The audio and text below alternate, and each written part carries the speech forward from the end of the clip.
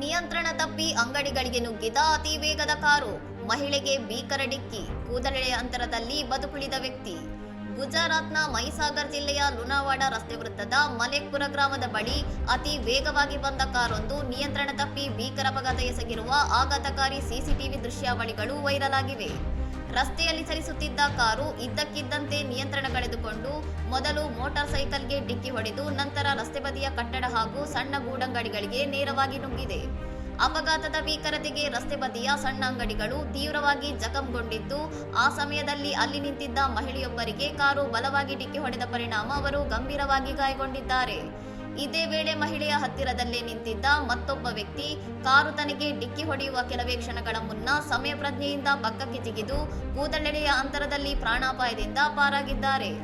ಅಪಘಾತದ ವಿಡಿಯೋ ಸಾಮಾಜಿಕ ಮಾಧ್ಯಮಗಳಲ್ಲಿ ಭಾರೀ ಚರ್ಚೆ ಹುಟ್ಟುಹಾಕಿದ್ದು, ಅತಿ ವೇಗ, ಚಾಲಕನ ಆಯಾಸ, ಮೊಬೈಲ್ ಬಳಕೆ ಅಥವಾ ವಾಹನದ ತಾಂತ್ರಿಕ ದೋಷವೇ ಈ ದುರಂತಕ್ಕೆ ಕಾರಣವಿರಬಹುದು ಎಂದು ನೆಟ್ಟಿಗರು ವಿಶ್ಲೇಷಿಸುತ್ತಿದ್ದಾರೆ.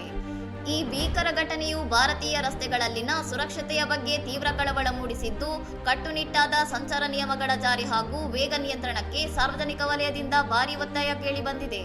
ಇನ್ನಷ್ಟು ಸುದ್ದಿಗಳಿಗಾಗಿ ನೋಡ್ತಾ ಇರಿ ಸೌರಂ ಟಿವಿ.